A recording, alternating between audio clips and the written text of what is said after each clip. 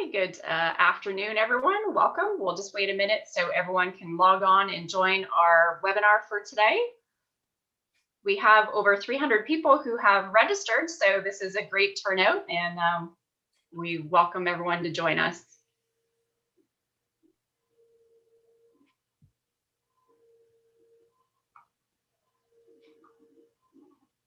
Again, just waiting another minute or two to let people log on because we're just at the top of the hour.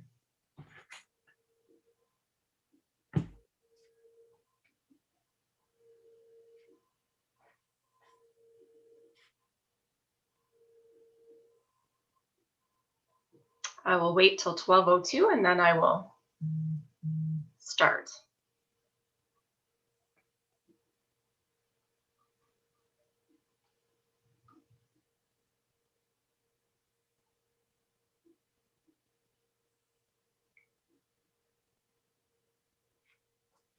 Oh, Camilla's left you a little note. Camilla is the ICAI president in the chat saying thanks for doing this. And the ICAI appreciates it. So, okay, it's 12:02. We're going to get started now. Thanks again for logging on. I'm Amanda McKenzie. I'm one of the board members of the International Center for Academic Integrity, and you have joined us for one of our monthly webinars. We are pleased to have Dr. Jennifer Stamp from Dalhousie University join us today. And Jennifer is going to be talking about assessment design for academic integrity with policing, prevention, and participation. So just so you're aware, we are recording this video and it will be available on the ICAI website following this presentation, along with Jennifer's slides. So without further ado, I will pass it to Jennifer. Thanks so much, and thanks so much for the opportunity to share some of my thoughts and some of the practices that I've developed. Before I start, when I was talking to Jean about trying to schedule this, he had said, well, we just finished our annual conference, so it's been kind of hectic. And so I hopped online and looked at your annual conference. I learned more about academic integrity from reading the titles than I actually know. So I don't really feel like I'm qualified to talk to anybody, but I can tell you about some things that I've done and some thoughts that I have, and I'm really interested to hear what others have to think. So if I can use technology, I'm going to share my screen. And hopefully this works. Yes, we can see it, Jennifer. Great. So yeah, I'm going to talk about policing, prevention, and participation. I just made that up. It's not like a bona fide field of study in academic integrity. But so a little bit about me. I'm a university teaching fellow at Dalhousie University in Halifax in Canada. And my background is in neuroscience. I used to study stress and addiction, but now my position is full-time teaching. And I was an undergraduate at Dalhousie University. So I'm kind of like the cheerleader because I came back. And so I've been at Dalhousie for a big chunk of my life, and I want to share some of my experiences. But I wanted to mention when I was an undergraduate, right, in the very same program I'm now teaching, there wasn't a lot of cheating. I wouldn't say that it never happened, but I didn't know about it. So I don't know if that means that I was hanging out with the right people or I was the right person, or if it doesn't happen often. And through the years, I'm kind of leaning towards it doesn't happen. In our online environment, it's different, but it doesn't happen as often as we think. And so one of the kind of running themes of this is to make sure that we're promoting academic integrity without making an academic experience, worse for the students who are following the rules. So I just want to start off by talking about some of the strategies that we use, or I used and I knew about when we were face-to-face. So Dalhousie University has a university-wide academic integrity module, so all students have to complete this. And I guess the point of this is twofold. So first of all, it informs students who might not know about particular types of offenses or transgressions, but also I didn't know about it, can't be used as a defense for an academic transgression at Dalhousie, because everybody is supposed to at least complete this. So that's there, and I don't know how much that works, but at least it's one attempt that the university has used. Also, we're required to put some statement about academic integrity in our syllabus and the parameters, for instance, that assessments are how they're going to operate. I always do class reminders before an exam, just, the importance of doing your own work, and I try and give some reasons why. And in our big classes, we would, when we have students kind of packed together like sardines, we'd give exams in different versions. So the same questions in different order, and the options are in different order.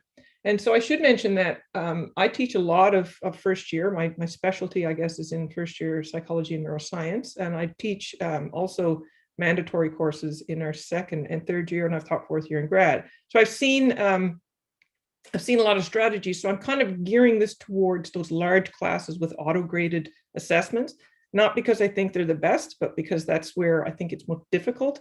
But some of these strategies, or a lot of these strategies, I think would work in a smaller class as well. So in a smaller class, you might not need different versions of an exam, but that's pretty standard for us in our face-to-face offerings. And obviously, what we used to do is have monitored physical space. So, we used to call them the exam Nazis, but the invigilators or proctors would go around and check IDs and make sure that students had valid IDs and it matched the picture. And so, we did what we could. But one thing happened to me, and this was the first time I really thought about designing assessments for academic integrity. So I've been teaching for a few years, and because I teach first year, second year, third year, and I did have a lot of multiple choice auto-graded exams, I got to know students over the years, and I noticed a behavior in some students that a few minutes before they were to hand in the exam, they would put up their hand and go to the washroom. Now, nothing weird about that, obviously. Studying comes with coffee. You might need a bathroom break, that's fine. But I noticed that some students would right before they hand in their exam, they would go to the washroom and then come back and hand in their exam. And I thought, it's kind of weird. Why don't you wait till the end? So I spoke to some students. I have a 19 and a 23-year-old, so I was trying to get some information from them as well. And essentially what that strategy is if you have an assessment that's very memorizing, then you can get the answers just by writing them on your legs or on your body. If you have big legs, you have a lot of space. So when I found out about that, I was annoyed, but there was absolutely nothing that I could do about it. Certainly can't strip search students as they come into the exam for a whole bunch of reasons. That's not the option. So I decided instead, if a student is doing that, then I'm going to try and make it so that having stuff written on your body doesn't matter. So I always try to make application-based questions, but in terms of a way to kind of promote academic integrity, it's not really, I don't know how effective that is, but I try and do what I can with the design of the questions. But losing monitored physical space has been really uncomfortable for a lot of us.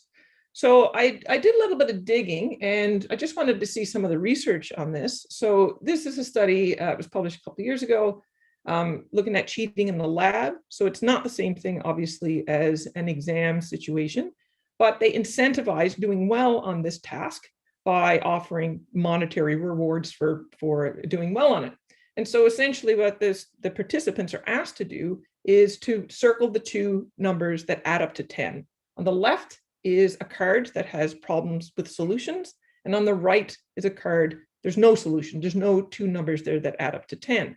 So they designed the task in a way that would take a long time, and they were given a stack of cards. So they were going to run out of time. And so they designed it like that because they were interested to see if the participants had the opportunity. The researcher left the room, so that's what happened, to see how many of them would go past the time. There was a timer in the room. So they assessed how many of the participants went past the time when they were supposed to stop. The other part of this experiment is that they were to grade their own submissions. And so lots of opportunity for overt cheating there. And so what they did is they had a camera in control condition. They just did it as without. And they had a camera and 3 different cover stories. And in one cover story, they were told that somebody was watching them to ensure they didn't cheat. Another cover story, they were told that somebody was watching them, but just evaluating their behavior, just nothing to do with the assessment. And in the last condition, they were told that they weren't being watched by anybody. It was just a monitor. And so I was really interested in this because does the authority figure matter? Well, it turns out that it does. Now, before I talk about these results, these aren't my results. I just think this is a really neat study. the graph on the left shows the study that's, I basically made this from what was in the paper. And, with the axis so low, it looks like there's a lot of cheating. So what I did is I made an identical the same graph or a different graph with the same data. And I just put the y-axis to match the maximum number of participants in each group. There's about between 22 and 24. And what I hope you notice is that off the bat, that shows the number of participants, is that most of these participants didn't cheat. And I think, to be mindful that hopefully that's the situation in our classes as well. So looking at overt cheating, certainly the most happened with no camera. When an authority figure was supposed to be watching them, there was no overt cheating, and when they were told that they were being evaluated, there was no cheating. Lots more students, or some more students, participants went over extra time, and again, the greatest number was in the no camera condition.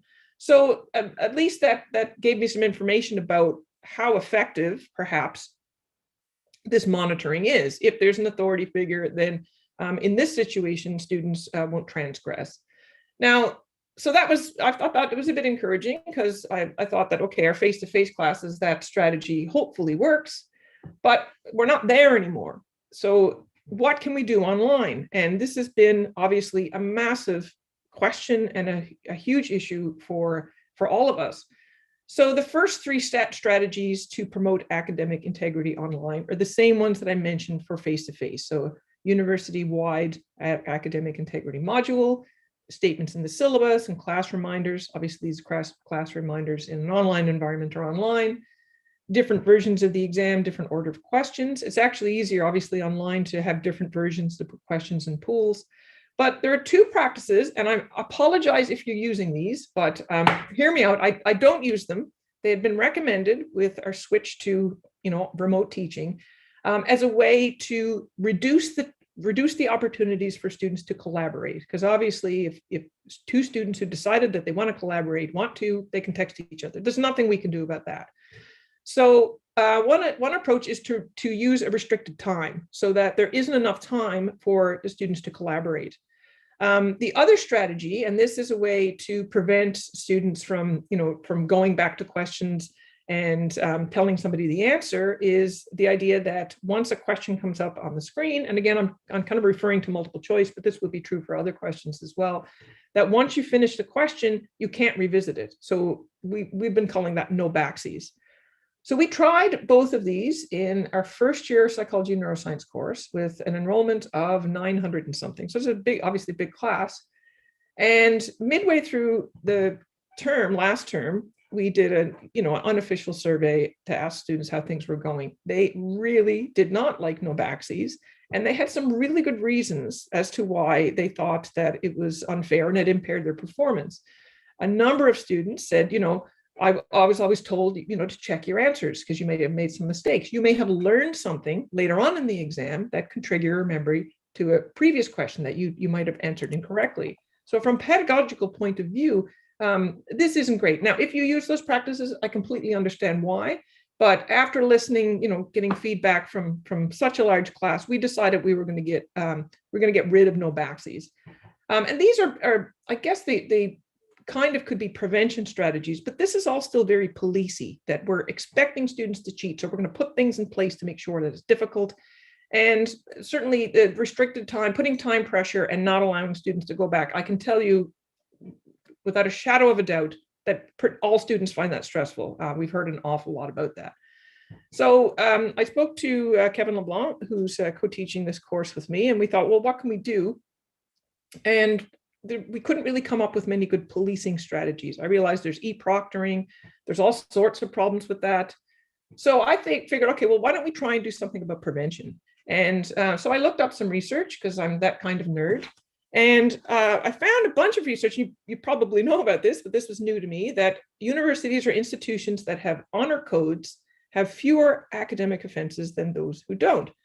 And there's quite a bit of research on honor pledges, or becoming self-aware makes you much more mindful of your morals.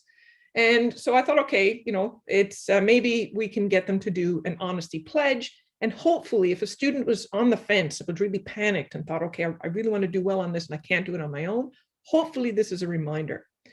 So there's a number of different ways to do this. I decided to turn it into kind of a bit of fun. So the image on the left is a submission for a bonus assignment that I introduced when COVID hit, actually about this time last year.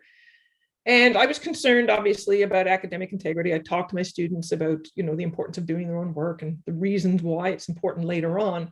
But I also introduced this little assignment, 0.25%, to come up with an honesty pledge or an academic integrity kind of promotion meme. And I rolled it out and I figured, okay, we'll see what happens. And hopefully that will work for the students who decide to do it. Almost the whole class submitted a meme. This meme here was submitted by a student who submitted not one, not two, not three, but 13 memes. And this one has me in it. So that's one of my favorites. There was a student who's not in the class who submitted a meme as well. So this was popular. Did it work? I don't know. I have no way to monitor this, but I know that the students were very engaged. And I'm pretty sure the student who submitted 13 did not cheat. I'm pretty sure of that. So that's one strategy I tried, and I thought maybe to make it mandatory, but I'm just a little bit scared. I don't know if, like me, your grades are pretty high at the moment. I've got some issues with grade inflation moving to these open book exams. So I haven't tried it since, but it was very successful when I did try it. So if that's something that is possible to do in your course, I can guarantee you that the students will enjoy making them. We've got a raised hand.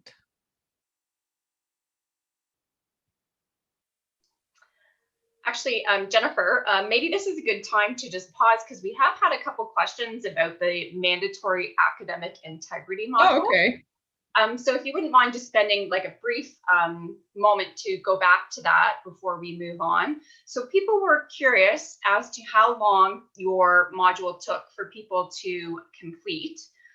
We have Gavin, who's put a question in the Q&A saying that their student-facing academic integrity course is 2.5 hours long, and they feel that's long for a mandatory course. So he's curious how long yours is and what you think about the 2.5 hours. Is that too long to ask of students? So I just figured out how to find the chat. So thanks for that question, Gavin. To be honest, I don't know how long it takes. It's administered by other people.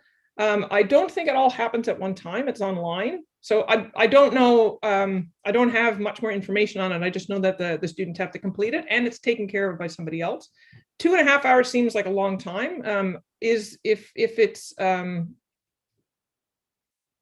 I guess if it's live, then it becomes a problem with scheduling multiple sessions, but we do it online. So the students, if it does take 2.5 hours, they can spread that out. Does that help? Yes, thanks.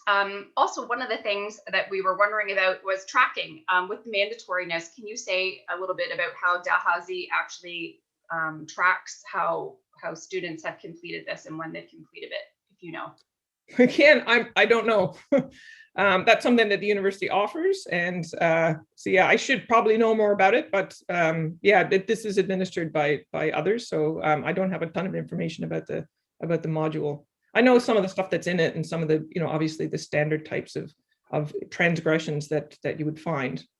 Right. Okay. Well, this is actually a very interesting topic and something that maybe we'll take away as a completely different session that we could do as a webinar because people are interested in it and have lots of questions. So I'll let you get back to your slides. There are a couple other questions, but actually, I think I'd like to, because Stephen Spector said your promise is no help from humans. What about from an AI? I can't control that. If they've got a super smart robot, then they probably don't need to take my course. So there's not much that I can do about that. And Rob asked, do you allow open internet as a resource? Yes, I do, because they have it anyway. I do tell them that, if we're using a source, you can't go off and find another one that contradicts it, but you can certainly use the internet. So it makes it really challenging to come up with assessments that work like that. Okay, so I'll go. Thanks for that. And I'm a real grandma when it comes to technology. So the fact that nothing happened yet, nothing bad happened yet is fantastic. Okay, so and sorry, I don't know very much about the academic integrity module. I'm thrilled about it because I don't have to do anything with it. And so I can probably find some more, I definitely find some more information about that, but it sounds like it might be a good idea to have a webinar on it. So the other thing that I do for all of my online exams now, and this is, you can also do this on a paper-based exam, obviously, but one of the things you can do online is restrict access. So, and I remind them it's to be completed alone, and it's open book. So it's open book and open internet. You can do what you want. I can't police it. So I'm going to design the assessment in a way that hopefully works with open book. So essentially, they have to type in yes in all caps, and I thought all caps makes it more salient. Do you promise to complete this open book exam individually with no help from another human? Now, I don't know if that does a lot of prevention, but it's just a little gesture that I figured, you know, with the memes and just constant reminders that the students who are committing transgressions because they're panicked, and those are the ones that you can reach, hopefully this is a little nudge in that direction. So one of the things I want to talk about the most, and now I wish I boned up a bit more on the academic integrity module, is I had the students participate. So I have them participate in a number of ways. This idea of having input to the exam setup is new to this online world. And it was because I was faced with a problem when I was trying to redesign my third year hormones and behavior course to an online format. So, sorry, I was just looking in the chat. So I wasn't sure how long the exam, you know, should be. And so I figured, well, I'll ask the students. They're the ones that write them. So I'll just read this out. For the past 3 years, students were given the full 50-minute class. So it was 50 minutes 3 times a week to write each exam, which was sufficient, but not much extra time. This year, there are 3 exams worth 26% each. I anticipate there will be 20 to 25 questions, and they're used to the types of questions that are auto-graded because they're on the quizzes, but also on the exams, they have more challenging written answer questions, usually where I get them to design an experiment. So I put that in because those questions I know will take longer, and I wanted them to include that in their estimate. And so we have no scheduled class time. So I basically asked them, I don't think 50 minutes is enough. What do you think? And first of all, this is the first discussion I did, and the students responded really quickly. One of the things that impressed me most about it was they had really good, they'd done a lot of analysis on exam writing. So for instance, one of the things that I guess I kind of knew, but really didn't think about is the difference between multiple choice and multi-select questions. Obviously, they look the same. Multiple choice is one correct answer. Multi-select could have more than one. And they reminded me that those multi-select questions, don't treat them like multiple choice because they do take longer. So you have to factor that in. So what they decided in the end, they decided that the longest estimate or suggestion that was given was 90. So I gave them 180. I figured I'm just going to double it. So nobody can complain about time pressure, because we know that, time pressure can lead to stress and sometimes bad behaviors. So the other thing that we've been doing in some courses, we started this in our intro course, is having content that's student generated. Now, this we've been using discussion boards, but I don't want to grade conversation. So I was never comfortable doing that. I never thought I could do a good job of it. So we give them certain marks for answering the question. It's more of kind of a participation point. But this content, like for instance, this discussion question, is fair game for the exam. Now, if you have a large class, like our intro exam, what you can do is put students into groups. We put them into groups of about 20 or 25. So they only see the discussion for their group. And then when they get to the exam, they get a special group-based question. And so I'll just go through this example. This was one that was a lot of fun. So this was in a lesson on motivation and emotion. So this question was about the emotion section. In this lesson, you learned about how much control we have over different emotional responses. And so in order to answer this in an intelligent way, you had to do a little bit of work. So all of the discussion questions require the students to at least look at a page in the book. So are there any emotions that you find easier to hide than others? And why might you be motivated to hide some more emotions than others? I set this up because this allows me to ask 2 questions. I can, basically tally which emotions they said were easy to hide. and ask them, which one was mentioned most often, which one was mentioned, least often. Or I could ask, what are some of the reasons why you might want to hide your emotions? So I set it up so that I could ask a simple auto-graded question. And I know some of you are probably sitting there thinking, oh, why all this auto-graded stuff? It's big classes. And so this is an attempt to try and get a meaningful, personalized question that it's difficult to cheat on. So if somebody's not in your group, they're not going to know the answer to that question. If you're going to cheat with somebody in your group, then you might as well just go read the discussion board. So the intent of this is to make it easier just to do it than it is to try and cheat. So what I do when I'm trying to come up with a question based on this content. So on the left is my scratchy handwriting. So I basically just went and did a tally the first time, and then afterwards I decided actually I could probably do this more efficiently. So this here is a summary of what Team Ainsworth said for that question. These are the emotions they said were easiest to hide. The one that was chosen most common was sadness. That wasn't the case in all of the groups. So you can use a question that asks about a bunch of different emotions, and there's going to be a different correct answer depending upon where the conversation went in the group.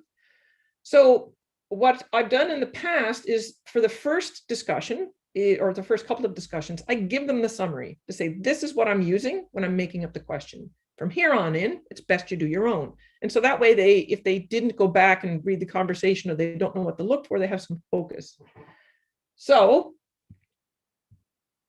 this is the question that I asked based on that for discussion 6, overall Team Ainsworth. So keep in mind, this would be different depending on which team they're in. Reported that blank is the emotion that is easiest to hide. And so the correct answer was sadness.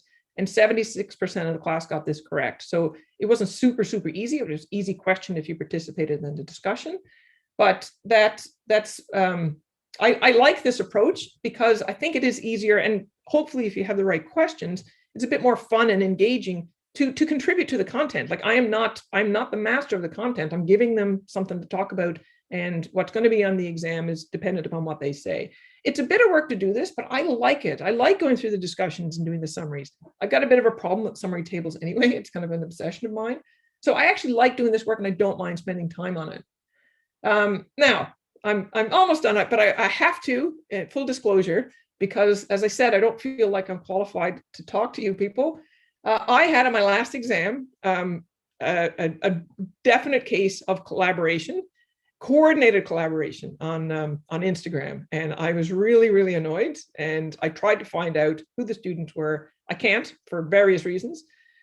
But I know cheating happened. So, and after I've done all this, right, I let the students have input into some of the content, and I let them choose. This was the course where they chose how long the exam was going to be. I was livid. So I thought, okay, you know what I'm going to do? So this became the pointy finger rant. My daughter calls it the wrinkly forehead rant. But I just went on a rant, and some of the reasons why I was so upset that I knew that people, and I told them, like, I can't do anything about this. I don't know, I might have broken some rules. Maybe I'm supposed to report it, but I had nothing to report other than I know that people were cheating. And somebody mentioned Chegg, and we can maybe talk about that in the Q&A. Chegg's not going to help you necessarily for some of these discussion-based questions, or at least it would be more difficult. And I thought afterwards a bit childish for me to go sit out on my deck and complain about students cheating. However, I had a meeting with a student from this course just about other things, and they had said to me, well, thanks very much, Dr. Stamp, for dealing with this cheating. And I'm like, I don't know if that's dealing with it. I think it was just indulging in my own anger. But at least one student thought that it was useful. So the last thing I want to say is that of this is that fighting academic dishonesty is an ongoing battle, and as soon as we come up with a strategy, students find a way to get around it. And so then we have more restrictive strategies and more restrictive strategies. And what I hope we can do by putting our heads together is not get to the tank level. So thanks very much for listening to me talk at you for half an hour, and maybe we'll have a good chat. Jennifer, thank you. We have a couple Q&A questions that we'll start with. And then I realized that we've had a few people that have also raised their hand. So apologies to the folks that raised their hand. That is a new functionality that we have not seen in our webinar software. So we missed it at first, but I see the 3 of you listed. So following the Q&A, I will call on each of you one at a time. So the first Q&A question that we have is from Iva. And she says, while we can limit the time students complete an exam once started, what are your thoughts on having exams open for several days? How can we minimize students communicating with peers about problems on the exam via GroupMe? So I leave my exams open for usually 12 hours. I know colleagues who leave them open for several days. I don't know if there's much we can do about collaboration. If somebody has decided that they're going to collaborate, several days as opposed to, I think if you put a lot of time restrictions on it, that might work to minimize collaboration. But to be honest, I don't think there's much we can do. And I think leaving the exam available for a period of time in large classes for me is necessary, because we have students all over the world and they're in different time zones. So I lose a bit of sleep over this, obviously, but I try not to worry about it. So I don't know if that's helpful, Iva. Okay, thank you. And the next one is from Josh. Josh states, people have started to take issue with time-constrained and sequential, the no-backseas piece assessments on the grounds of universal design and accessibility. Has the same thing happened with question randomization or individualization? So I completely agree that it is interfere with UDL to have time constraints, and I don't think I can't see that as being. There's no reason for the exams or the assessments that I've done why randomization would matter, or individualization. The other thing I do as well is at least for every question that I give students on any assessment, I keep statistics on it. So I'll pool questions into, I'll put them in pools of equal difficulty, and I tell the students this. So I say, this is how I design the exam, and after it's over, I do a review, and I tell them I shared the stats with them. So I haven't had any pushback, but I don't know if it's because I tell them a bit about it. One of the things that I worry about is in terms of randomization, individualization, is I like to go through the topics on the exam in the order they occur. And for most of my courses, I do that. I haven't heard any complaints in other courses that I've co-taught with other people where the questions are all randomized. So it hasn't come up, certainly hasn't come up for me. So I don't know how big of a concern that would be. Okay, thanks, Jennifer. I'm now going to unmute some of the people that have raised their hands. So I'm going to start with Martine. Martine, did you want to ask a question of Dr. Stamp? Sorry, I was not asking a question. I was trying to see if it was working. That's okay, thanks. And it is great. Well, it is great to see you, Martine. It's been a while, but thanks for testing that for us. Thanks. Okay, the next person we have is Fariba.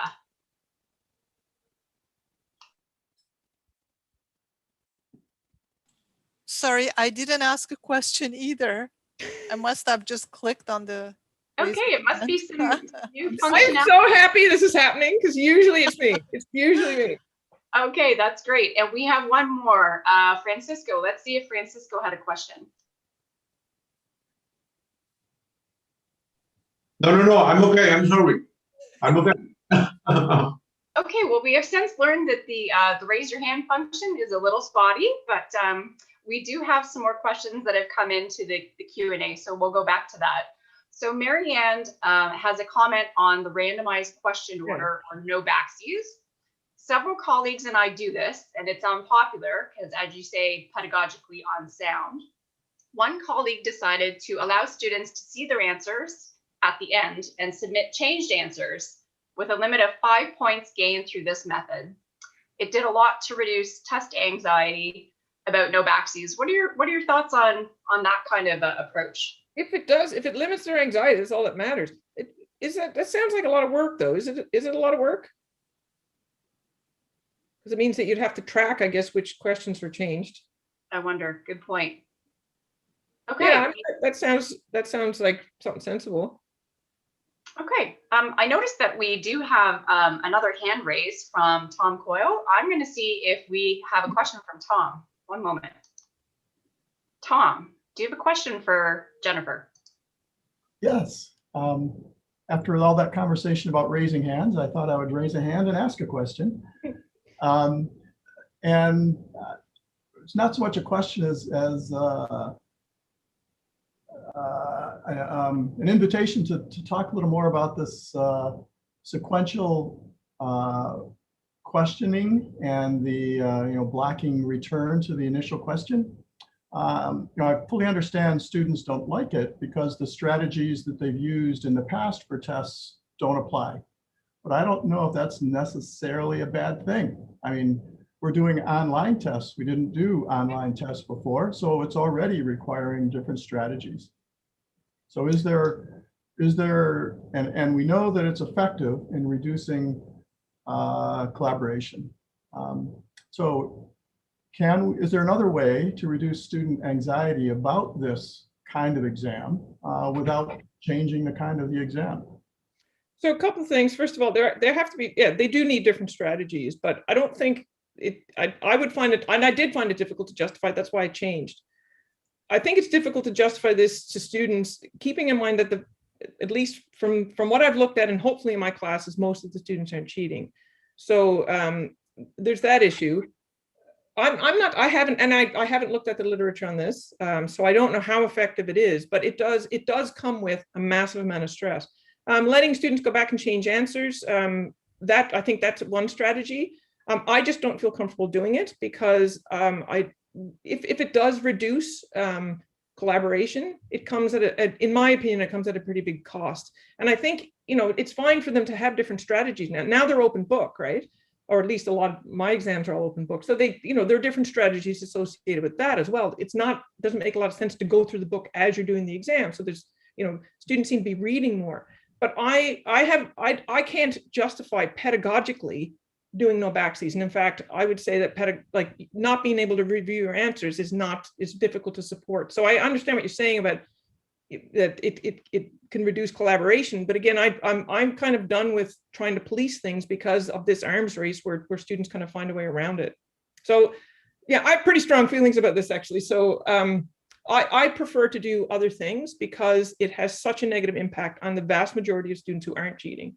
I'd like to give the students who aren't cheating more attention.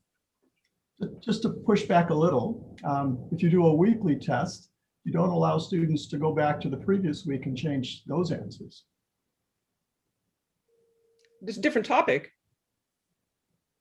What do you mean? Like once? I mean, a final exam includes questions that cover the beginning, at least in my case, the beginning to the end of the term. Oh, I don't do cumulative exams either. We have very different classrooms probably. And again, I can't. If there was a course, for instance, if I was teaching statistics and they had to know which formulas used, I would do a cumulative exam. But I teach neuroscience, and I don't, like, for instance, in my neuroanatomy course, I have to look stuff up. I know the parts of the brain that I studied, the ones that I looked through a microscope at for years, but the other ones I have to look up every time. So yeah, now I'm thinking about my PhD. So sorry. So getting back to cumulative, there's no reason really for anybody to have to need to know that all of that information all at once. So I don't do a final cumulative exam either. Okay, thanks, Tom. We're going to just circle back to Marianne, who asked that question. You asked if it was a lot of work for her to allow students to change their answers. And she said in a medium-sized class, no, it's not a lot of work. So just wanted to answer that one. Okay, thanks for that. Yeah, I see that Stephen Gao has a comment. He's saying that you're doing excellent work on this, and he wants to know, do you feel you have enough time to develop assessments with integrity? Thanks. I don't think I'm doing excellent work, since given that there was Instagram cheating on my last exam, but so thanks for that. But actually the questions disappear, don't they? No memory. Once they're answered, I'm making them go into the answered section of the Q&A in case you're wondering where those are. Yeah, because I don't do memory anymore, so I've completely forgotten what the question is. Do I have enough time? I think I do now. I'm planning now, because the way that I kind of responded to online teaching is I made my lectures. Some of them I'm never giving them again, because I spent a lot of time developing lectures so that I read from a script so that they can be auto captions. I used images where possible that are open source, and so they can be shared easily. So I I think in the future, I will have a lot more time because it does take time to come up with good assessment questions. And I think we got to get rid of auto grading, or at least minimize that, because it's way easier to cheat on those for a start. So all of this stuff about no backseas and time limit, it's because we're using tools that we're using because it's efficient, not because it's necessarily the best way to test people, at least in my opinion. So to answer your question, do I have enough time now? No, I've never worked so hard in my life as I have over the last year. And I'm sure everybody's in the same boat, sitting at your computer crying, like, why am I in my living room? Why am I doing this? My cat is really confused. I think moving ahead, what I'm going to use my class time for is working on problems. And that's what I've done with my synchronous sessions. So right now, no, but in the future, yes, that's actually, I like coming up with good assessment questions. Okay, I think that in the Q&A, Mike has written more of a comment than a question, stating, do students actually understand the problem with cheating? And we know some do, some don't. She's heard that students who seem to think that it's okay to get help because they have to pass, and talks about how about approaches talking about harm to students or undermining the measure. Well, I think too, like I try and emphasize in my classes, this is why you should know this. I don't teach anything that I don't find interesting. I just don't. If it's not interesting, you don't need to know it. It's right. Now, luckily, I'm interested in a lot of stuff. So I try where possible to show them, like, if you know this, like for instance, in a drugs and behavior course, if you know this and you get prescribed a drug, go look it up. You have the tools now.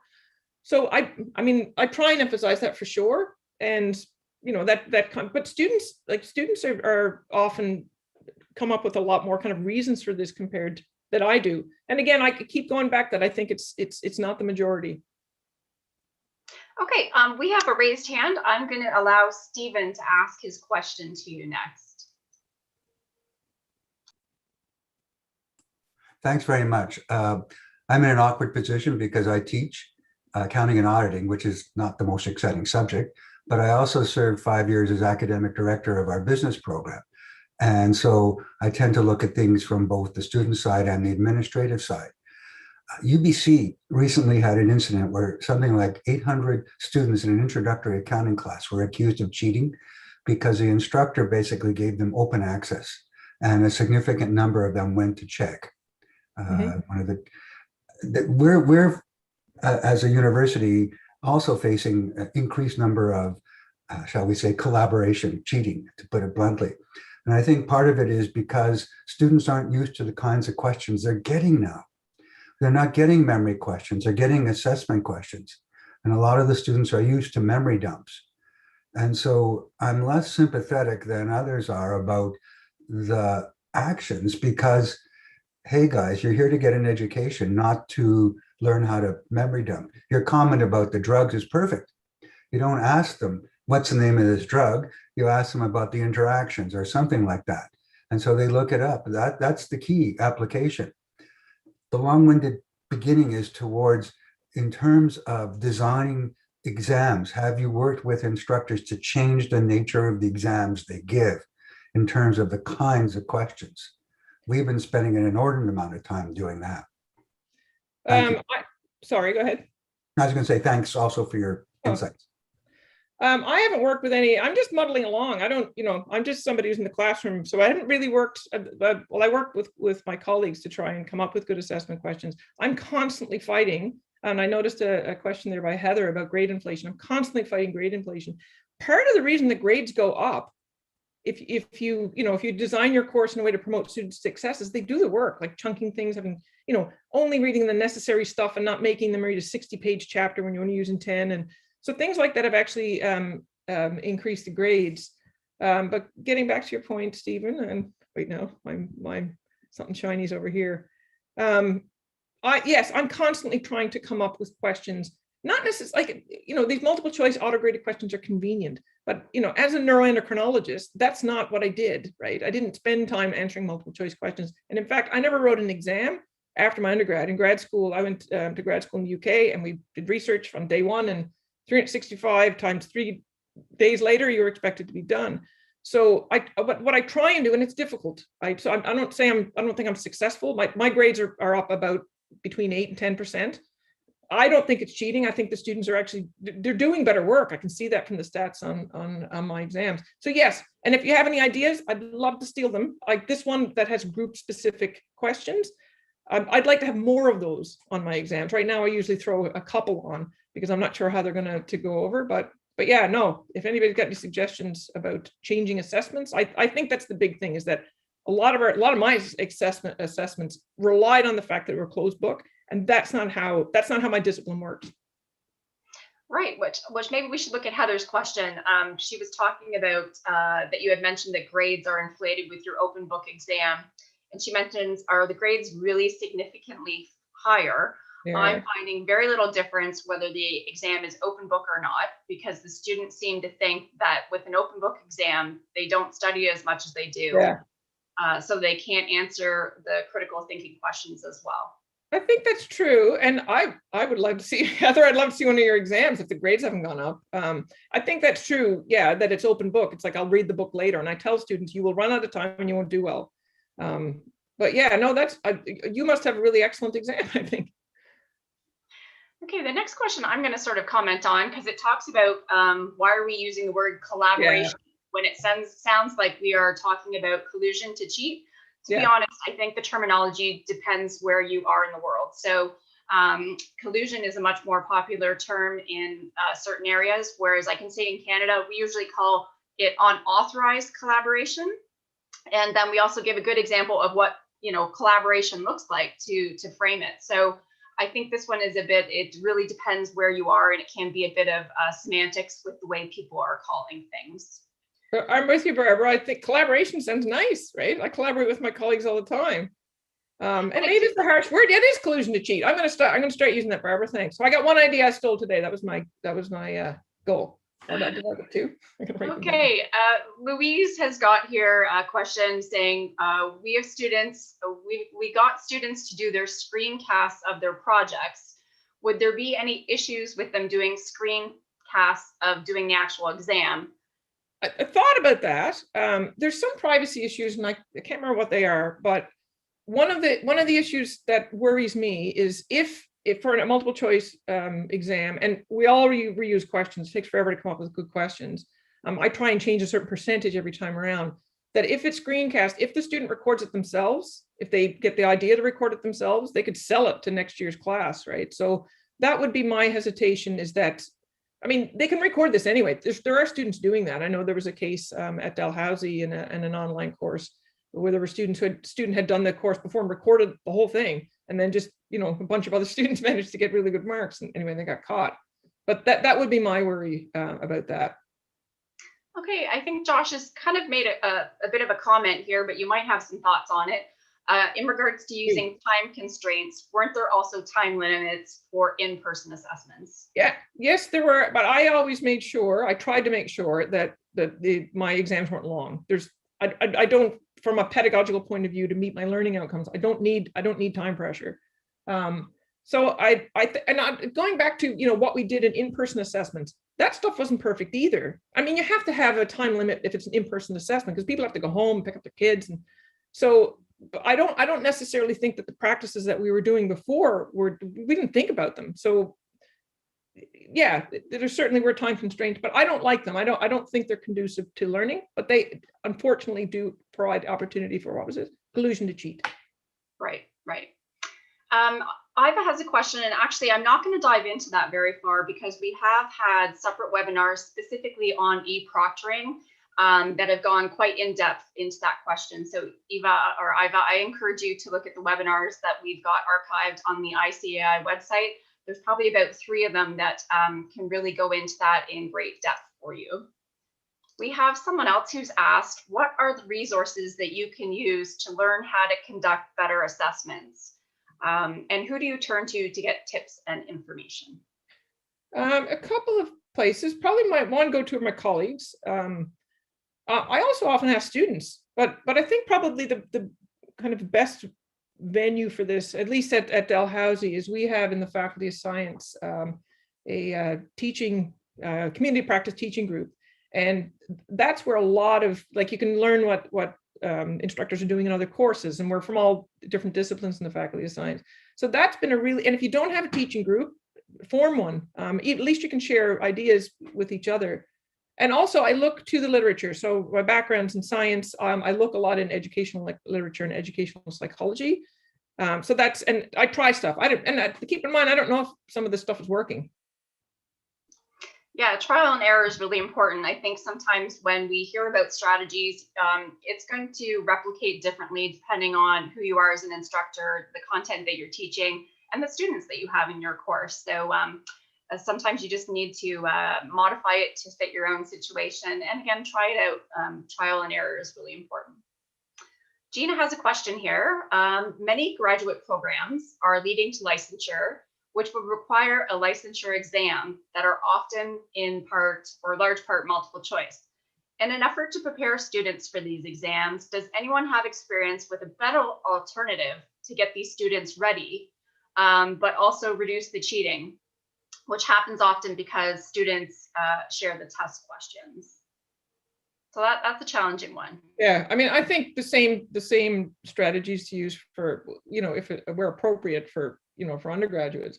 I think, with graduate students, I think it should be easier to make the connection between like this work matters for what you're going to do later. But yeah, Gina, I don't know. I don't have any other suggestions. I think other than what I've talked about.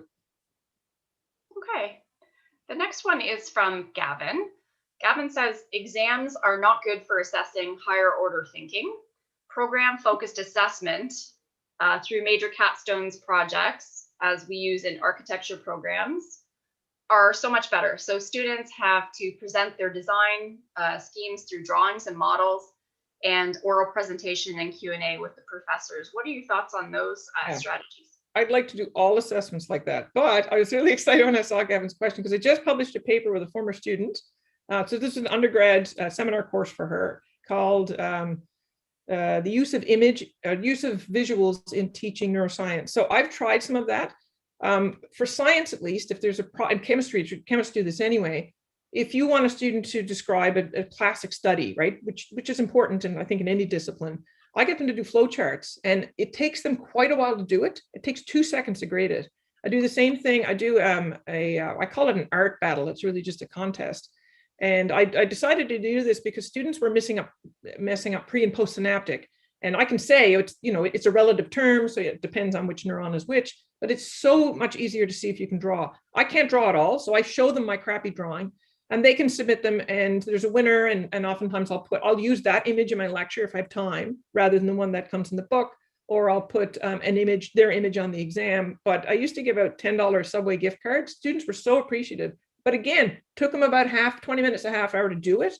Takes 2 seconds to grade it. So I just published a paper, Teaching of Psychology, if you want to have a look at some of the other stuff we're doing. But that's kind of where I'd like to go. I just is trying to take the plunge to give it some grades, right? That's, I think, the stage I'm at now.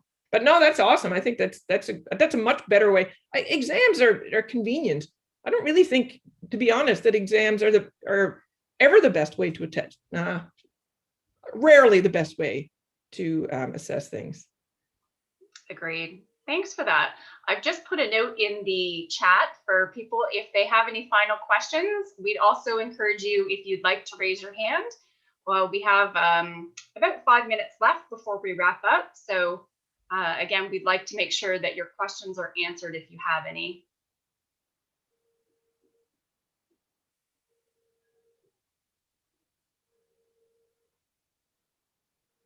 Just through the chat now. Oh my goodness. Mm-hmm. I didn't have that open. Yeah, sometimes when there's many windows. Okay, Barbara writes, thank you all for the discussion. I don't feel so alone confronting this widespread issue that some of my colleagues deny even exists. Yes, so I actually will say that I think a lot of people have joined today's webinar who might have attended our ICAI conference, and we had over 1,200 registrants. Because it was virtual, we had a great diversity of participation from people who might not have had the chance to participate in the past. So it was a great way for us to spread the word, share best practices, and network with others. So when you do find people who are also engaged in similar situations, it's nice to trade strategies and to even support each other, and because you can relate to what you're going through.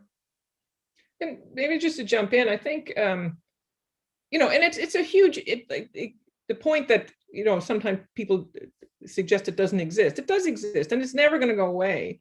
I just got to the point, and it was when that student, one of those students, the bathroom cheaters, got stuff written on their legs. I thought, there's nothing I can do about this. And it has, these things do actually keep me up at night. But I decided that if I'm going to spend energy in my courses, especially now they're online and things have taken so long, and that I just, from my own personal satisfaction, I don't want to spend all of that energy certainly not into policing. I'll do what we have available. I am willing to do some of these prevention strategies because they're like the meme assignment, because they're fun. I really like the participation strategies because I think those are the ones that it's just easier to do it and more engaging to do it. But like I said, I'm not an expert, and like I'm too afraid to try this, to put a lot of weight on exams for this. But yeah, I want to devote just the minimum or the right amount of time to academic integrity and put more time into developing content. Well, it's great that you are threading it in and looking at it, because I find not being an instructor myself, it's hard to encourage people who are teaching and instructing to make sure that they have those conversations.